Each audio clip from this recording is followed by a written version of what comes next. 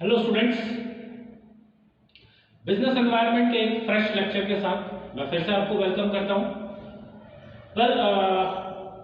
आज के इस लेक्चर वीडियो में जिस टॉपिक को हम कवर करने जा रहे हैं वो है components of business environment.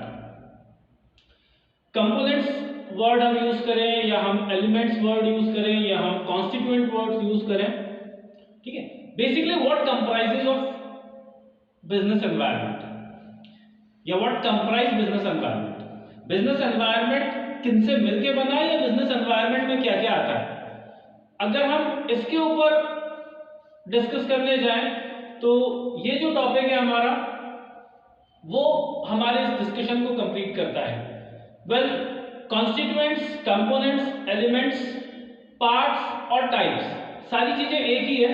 Interchangeably आप ये वर्ड्स यूज कर सकते हैं। एग्जाम्स में भी ये डिफरेंट वर्ड्स यूज किए जा सकते हैं इस पर्टिकुलर टॉपिक से रिलेटेड क्वेश्चन जब फ्रेम किया जाता है उस समय। बिजनेस एनवायरनमेंट जैसा कि हमने प्रीवियस लेक्चर में देखा था, वो सारी टर्म्स एंड कंडीशंस, वो सारी सिचुएशन जिसके अंदर बिजनेस एक्टिविटीज परफॉर्म की जाती है या बिजनेस को कैरी आउट किया जाता है। अब जब हम बात करते हैं कि कौन कौन से एलिमेंट्स हैं या कौन कौन से ऐसे फैक्टर्स हैं जो कि बिजनेस एनवायरनमेंट का पार्ट है, तो बिजनेस एनवायरनमेंट को हम दो अलग अलग कैटेगरीज में बाइफरकेट कर सकते हैं। एक है इंटरनल एनवायरनमेंट और एक है एक्सटर्नल एनवायरनमेंट। इंटरनल एनवायरनमेंट की जब मैं बात करता हूं, internal environment consist of all those factors, वो सारी चीजें इंटरनल एनवायरनमेंट में आ जाते हैं जो कि कंपनी के विद इन है। दैट मींस कंपनी या जो भी आपका बिजनेस है उस बिजनेस के सेटअप के विद इन, उसके अंदर जितनी चीजें फॉल करती है वो सब इंटरनल एनवायरनमेंट कॉन्स्टिट्यूट करती है। इंटरनल एनवायरनमेंट में जैसे आप देख पा रहे हैं, इंटरनल एनवायरनमेंट के अंदर जो भी कंपनी के प्रमोटर्स हैं, जो ऑनर्स हैं, जो लाइक बिजनेस लीडर्स हैं, उनका एक पर्सपेक्टिव क्या है, किस माइंडसेट के साथ, किस ओरिएंटेशन से वो अपने बिजनेस को कैरी आउट कर रहे हैं, उनका वैल्यू सिस्टम क्या है। तो पहले चीज प्रमोटर्स या शेयर होल्डर्स की वैल्यूज, फिर जो भी आपका उस बिजनेस के साथ एक मिशन आपने रिलेट करके रखा हुआ है, एक एसोसिएट करके रखा हुआ है, लाइक वो जो पर्टिकुलर बिजनेस है वो क्यों एग्जिस्ट करता है, तो उसका जो मिशन है, उसके जो ऑब्जेक्टिव्स हैं, जिन गोल्स, जिन टारगेट्स को अचीव करने के लिए आप बिजनेस रन करते हैं, तो वो सारे ऑब्जेक्टिव्स वो आपके इंटरनल एनवायरनमेंट का पार्ट है।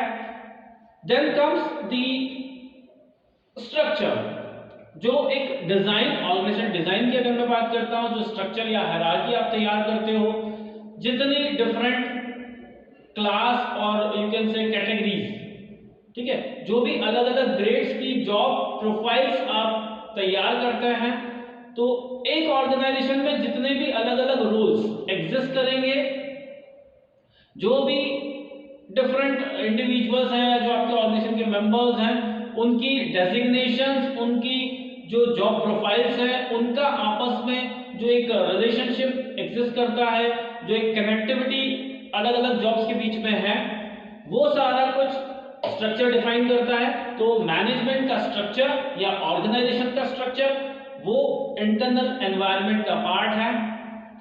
देन कम्स द रिसोर्सेज, जो भी आपके इंफ्रास्ट्रक्चरल फैसिलिटीज और एमिनिटीज आपके पास हैं, जितने भी सुख सुविधाओं से जुड़ी हुई या जो आपकी आधारभूत आवश्यकताओं से जुड़ी हुई जितनी भी चीजें हैं, चाहे मैं बिल्डिंग की बात करूं, मैं फर्नीचर की बात करूं, तो ये सारे जो आपके एसेट्स हैं, फिजिकल एसेट्स, वो इंटरनल एनवायरनमेंट का पार्ट है, फिजिकल एसेट्स या रिसोर्सेज। फिर आपका जो मैन पावर है, जो आपके एम्प्लॉइज हैं, जो आपकी वर्कफोर्स है, वो आपका इंटरनल एनवायरनमेंट का एक इंपॉर्टेंट और हम कह सकते हैं इनसेपरेबल या इंडिस्पेंसिबल पार्ट है। आप उसको कभी भी, आप लोगों को ऑर्गेनाइजेशन से अलग नहीं कर सकते। तो human beings, employees, workforce, man power, ये आपका इंटरनल एनवायरनमेंट का part. Then comes the technological aspects, तो जो भी टूल्स, इक्विपमेंट्स, मशीन्स आप यूज करते हैं, जो भी टेक्नोलॉजी, ठीक है, आप इस्तेमाल करते हैं। प्लस जो भी आपका रिसर्च पार्ट है, लाइक रिसर्च एंड डेवलपमेंट की जब मैं बात करता हूँ, R&D,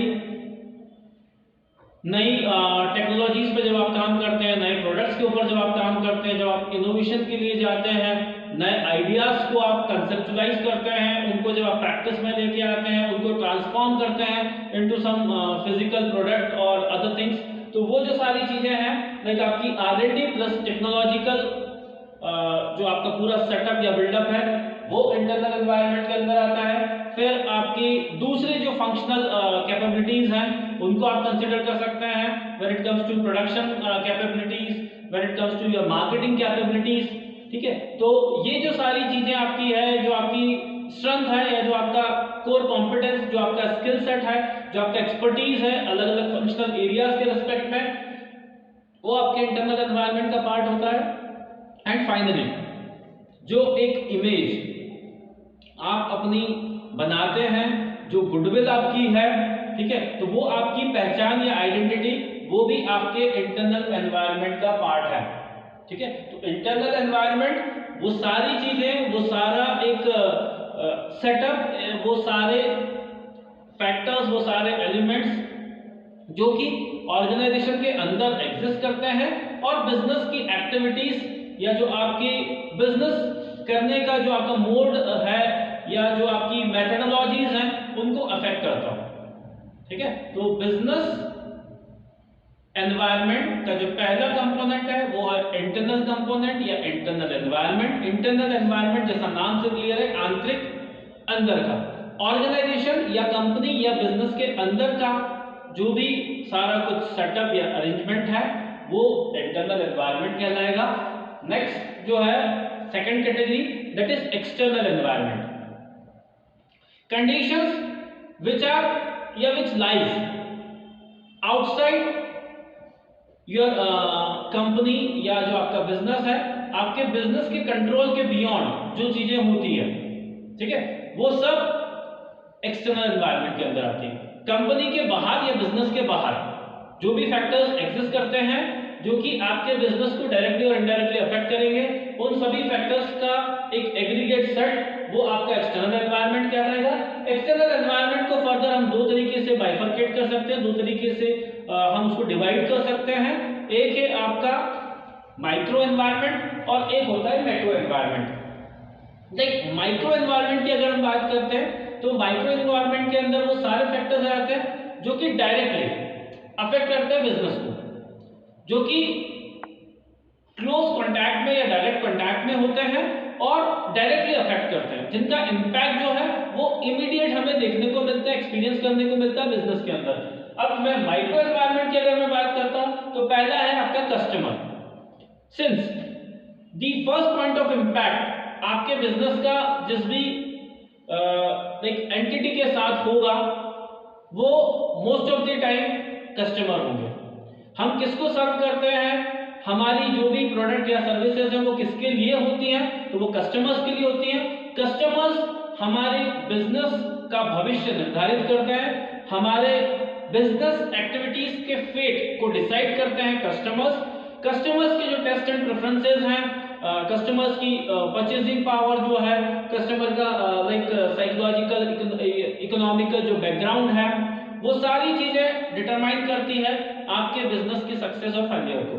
तो पहला जो एक एलिमेंट माइक्रो एनवायरनमेंट के अंदर है वो है कस्टमर्स।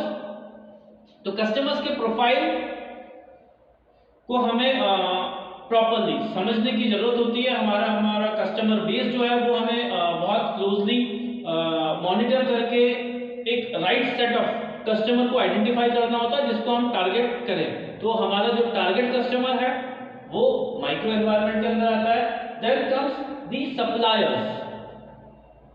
ठीक है, वो सारे ऑर्गेनाइजेशंस, वो सारे इंडिविजुअल्स जो हमें वन और दी अदर मटेरियल सप्लाई करते हैं। तो सप्लायर्स जो हमें इनपुट्स देते हैं हमारे ऑर्गेनाइजेशन को या हमारे बिजनेस के स्मूथ कंडक्शन के लिए। तो डायरेक्टली कौन सी जो एक चीज है जो अफेक्ट करती है वो है रॉ मटेरियल्स की सप्लाई, मशीन्स, टूल्स, इक्विपमेंट्स उनकी सप्लाई, इवन मैन पावर की सप्लाई। जब हम बात करते हैं लेबर कॉन्ट्रैक्टर्स वो भी सप्लायर्स होते हैं, है ना। जहां पर कंपनीज जो है वो थर्ड पार्टी टाई अप करती है, या जब आउटसोर्सिंग की बात आती है तो अगर आप मैन पावर आउटसोर्स करते हैं तो वहां पर वो जो लेबर कॉन्ट्रैक्टर है वो आपके लिए एक सप्लायर होता है। और smooth conduction of business operations के लिए एक प्रॉपर सप्लाई जरूरी है, फिर चाहे वो सप्लाई मैन पावर की हो, मटेरियल की हो, मशीन्स की हो या फंड्स की हो। फंड्स हमें मिलते हैं हमारे इन्वेस्टर्स से, फाइनेंसर्स से। तो जो फाइनेंसर्स हैं, जो इन्वेस्टर्स हैं, जो हमारे बिजनेस में कहीं ना कहीं मॉनेटरी कंट्रीब्यूशन देते हैं, उन सभी के थ्रू भी हमारा बिजनेस डायरेक्टली अफेक्ट होता है। पैसे का अगर किसी तरह से लाइक क्रंच आता है, लाइक अगर मैं बात करता हूं किसी तरह से कोई फाइनेंशियल इमरजेंसीज आती हैं या कोई फाइनेंशियल प्रॉब्लम्स अराइज होती है, तो वहां पर आपका बिजनेस सफर करेगा। अगर आपके एक्सपेंसेस वो लाइक एक्सीड कर जाते हैं, sources of income due to some reasons अगर कम होते हैं, तो वहां पर जो फाइनेंशियल क्रंच आप एक्सपीरियंस करोगे वो अफेक्ट करेगा आपकी बिजनेस एक्टिविटीज को। उसको ओवरकम करने के लिए आपके पास there are not many sources जिसको आप अप्रोच करके आपकी वो फाइनेंशियल नीड्स फुलफिल कर सकते हैं। आप short term, long term borrowings के लिए जा सकते हैं, आप इन्वेस्टर्स को अप्रोच कर सकते हैं। तो ये जो लाइक वेरियस एंटिटीज हैं जो कि आपको मॉनेटरी असिस्टेंस देती हैं, वो आपके बिजनेस को अफेक्ट करेंगे। जो कॉम्पिटिटर्स आपके बिजनेस राइवल्स होते हैं, उनकी जो स्ट्रेटजीज होती है, उनकी जो पॉलिसीज होती हैं, वो आपके बिजनेस को अफेक्ट करेगी। लेट्स से अगर आपका जो कॉम्पिटिटर है ना, वो अपनी प्राइसिंग को चेंज करता है, वो अगर किसी तरह से प्राइसेस कट करता है ना, तो चांसेस आर देयर कि अगर कोई चीज कम दाम में किसी व्यक्ति को मिलेगी तो हो सकता है कस्टमर्स वहां पे स्विच करें। ठीक है, अगर आपका जो कस्टमर, जो कॉम्पिटिटर है, जो आपका राइवल है, वो अगर अपना प्रोडक्ट रेंज बढ़ाता है, वो अगर मार्केटिंग पॉइंट ऑफ व्यू से कुछ लाइक बहुत डिफरेंट और बहुत अपीलिंग या अट्रैक्टिव कुछ ऑफर्स, प्रमोशनल ऑफर्स या कुछ डिस्काउंट्स और इस तरह की चीजें लाते हैं, तो वो कस्टमर्स को अट्रैक्ट कर सकती है। आप अपना बिजनेस खो सकते हैं, लूज कर सकते हैं due to some like attractive offerings of your competitors. तो आपका कॉम्पिटिटर क्या स्ट्रेटजीज अडॉप्ट करता है, वो भी बाय एंड लार्ज आपके बिजनेस को डायरेक्टली हिट करता है, अफेक्ट करता है। तो कॉम्पिटिटर्स वो आपके माइक्रो एनवायरनमेंट का एक पार्ट है।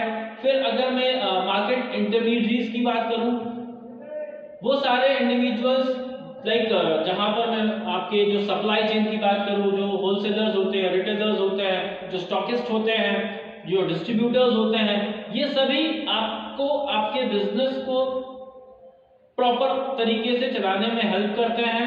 जब आपके गुड्स को डिलीवर करने की बात आती है कस्टमर्स के एंड पे, तो कई बारी जो हम अभी थोड़ी देर पहले बात कर रहे थे कि first point of contact customer होता है। अब मैं यहाँ पर ये भी कह सकता हूँ कि फर्स्ट कांटेक्ट जो आपका होता है वो आपके मार्केट इंटरमीडिएट्स के साथ होता है, और उनका कांटेक्ट डायरेक्टली किसके साथ होता है, कस्टमर्स के साथ। तो वो किस तरह से कस्टमर्स को ट्रीट करते हैं, प्रॉपर इन्वेंट्री आप अपने मार्केट इंटरमीडिएट्स के एंड के ऊपर मेंटेन करते हैं या नहीं, वो सारी चीजें आपके बिजनेस को अफेक्ट करती हैं।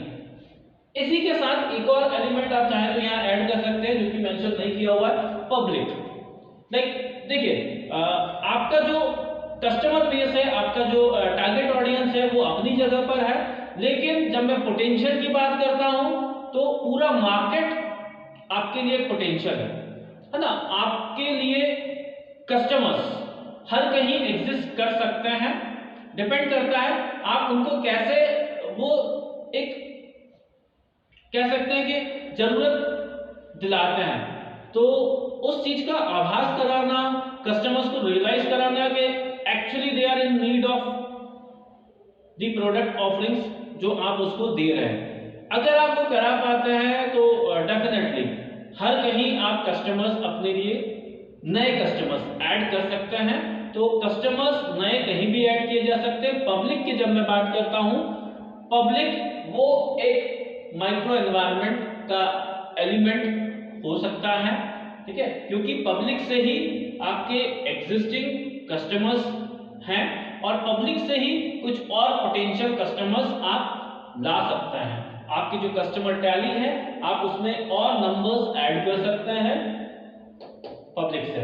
तो माइक्रो एनवायरनमेंट में ये सारे फैक्टर्स जो कि डायरेक्टली अफेक्ट करते हैं बिजनेस एक्टिविटीज को।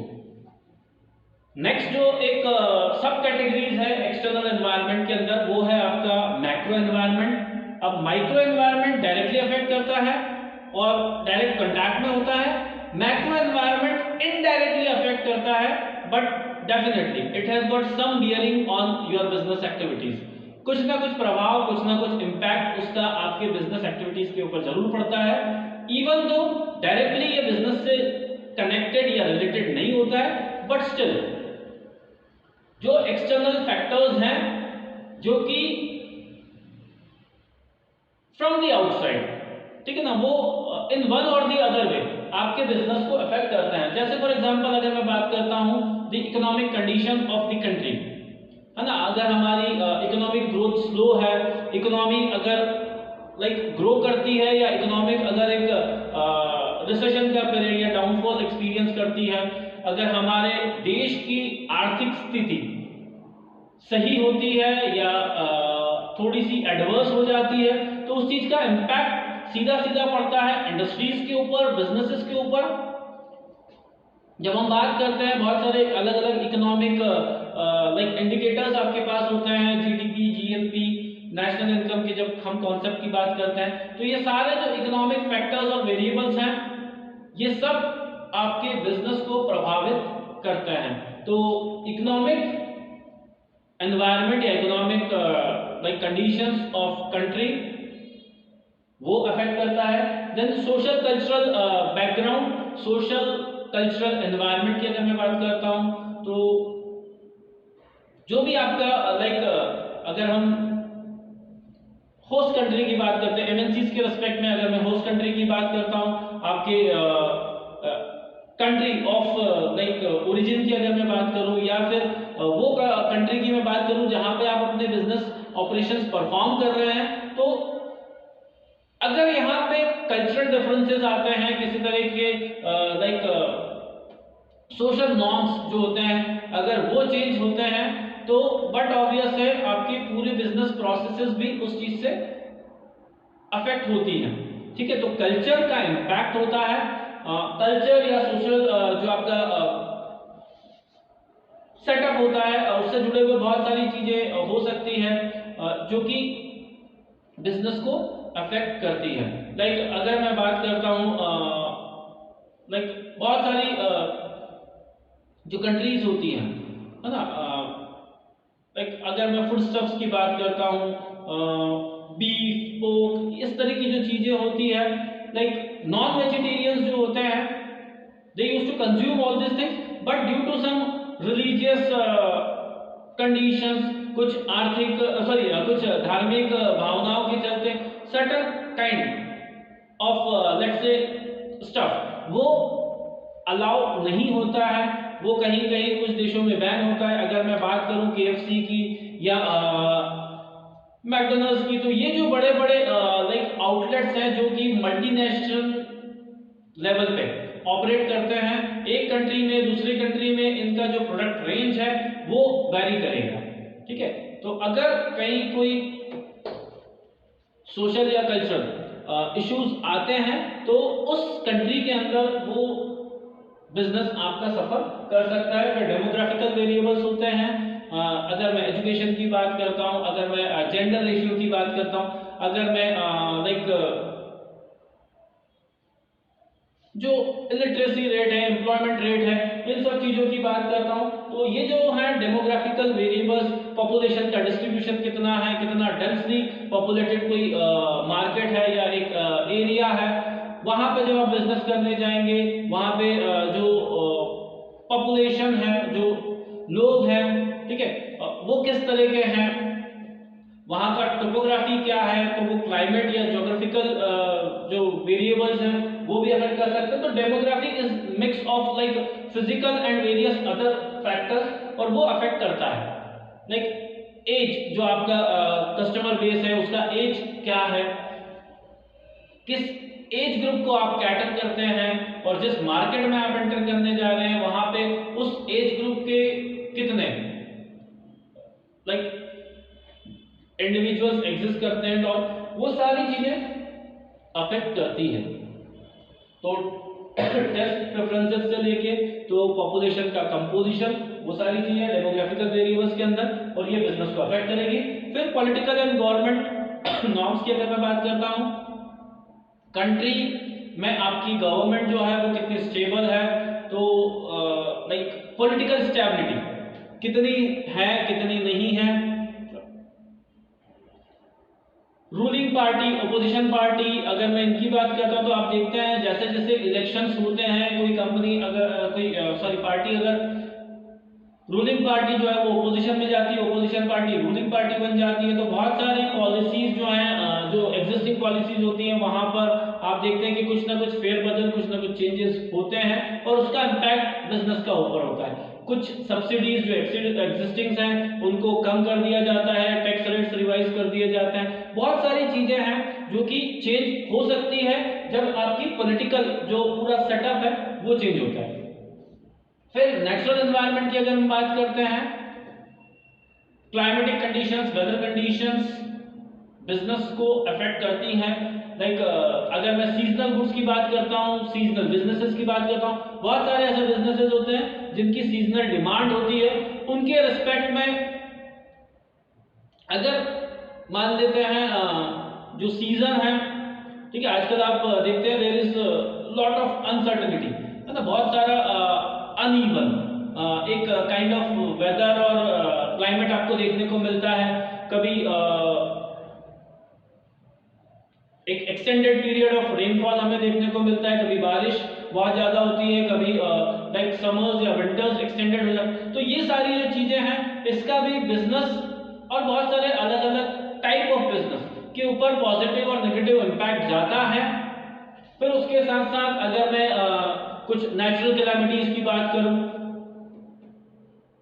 उसके ऊपर आपका कोई कंट्रोल नहीं होता है, बाढ़ आ जाती है, सूखा पड़ जाता है, भूकंप आ जाता है, कोई तूफान आ जाता है, उसके चलते बिजनेसेस सफर करते हैं।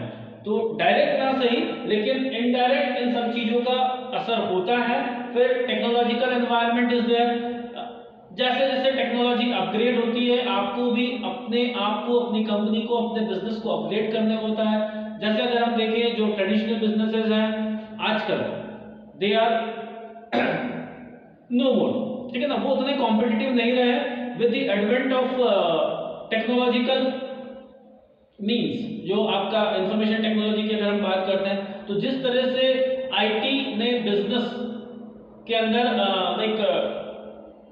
अपना एक प्रेजेंस फेल्ट कराया है, एवरीथिंग हर चीज डिजिटली आजकल परफॉर्म की जाती है। तो जो डिजिटल मोड है बिजनेस का, जब मैं ई बिजनेस की बात करता हूं, ई कॉमर्स की बात करता हूं, इसके थ्रू भी बाय एंड लार्ज काफी चीजें प्रभावित हुई है। तो ट्रेडिशनल जो एक बिजनेस का सेटअप था और जो मॉडर्न सिस्टम है, we are in technological era, यहाँ पे बहुत सारी चीजें पेपरलेस हो गई है। तो पेपरलेस बिजनेस की अगर मैं बात करता हूं तो वो एक हम कह सकते हैं कि एक एग्जाम्पल के तौर पे उसको हम ले सकते हैं, और किस तरीके से टेक्नोलॉजी अफेक्ट करती है बिजनेस प्रोसेसेस को। एंड फाइनली जब मैं बात करूं वर्ल्ड वाइड, कंट्री तो ठीक ही ठीक है, किसी भी कंट्री के जो ज्योग्राफिकल बाउंड्रीज होती हैं उसके बियॉन्ड, आजकल जब हम बात कर रहे थे अभी वही ई बिजनेस की, तो बिजनेस किसी एक क्षेत्र में कन्फाइंड नहीं रह गया है, बंधा नहीं रह गया है। आप यहां से बैठे कॉन्टिनेंट, अलग अलग कॉन्टिनेंट्स के अंदर, ठीक है, ग्लोब के किसी भी कॉर्नर में आप अपने बिजनेस को ले जा सकते हैं। तो रीच जो हमारी है, रीच बढ़ गई है। जब ग्लोबल लेवल पे बिजनेस करने की बात आती है तो जो मॉनिटरिंग अथॉरिटीज हैं, बॉडीज हैं, अगर मैं WTO की बात करूं या और भी दूसरे इंटर सॉरी जो आपके एक्सपोर्ट और इंपोर्ट संबंधी अगर मैं रूल्स रेगुलेशंस नॉर्म्स की बात करूं तो जितनी लिबर्टी वहां पे मिली है, अगर हम एफडीआईज की बात करें, फॉरेन डायरेक्ट इन्वेस्टमेंट्स की बात करें, एफआईआईज की बात करें, तो इनके थ्रू जो एक बूस्ट मिलता है किसी भी एक कंट्री की इकोनॉमी को, वो बहुत इंपॉर्टेंट है। तो ग्लोबलाइजेशन जिस तरीके से हम, ये जो ग्लोबल है, ऐसा कहा जाता है लाइक जो वर्ल्ड है, ठीक है, वो एक ग्लोबल विलेज की तरह हो गया। हर कोई इजीली एक्सेस कर सकता है जगह को, अलग अलग चीजों को। तो उसके चलते अगर हम बात करें तो बिजनेस के ऊपर भी ग्लोबलाइजेशन का इम्पैक्ट हुआ है। क्रॉस बॉर्डर जाके हम बिजनेस परफॉर्म कर सकते हैं, ठीक है। तो दिस इज इट। अगर मैं बात करूं बिजनेस एनवायरनमेंट के कंपोनेंट्स की, एलिमेंट्स की या टाइप्स की, तो उनको हम इस तरीके से देख सकते हैं। सो ये हमारा जो चैप्टर था, यहाँ पर हमने बात की about the types of business environment या कॉन्स्टिट्यूएंट्स, या इसको आप एलिमेंट्स और कंपोनेंट्स की तरह भी देख सकते हैं। अब ये जो सारे फैक्टर्स हैं, इनकी डेफिनेटली डायरेक्ट और इनडायरेक्ट और पॉजिटिव और नेगेटिव कुछ ना कुछ इम्पैक्ट होता है।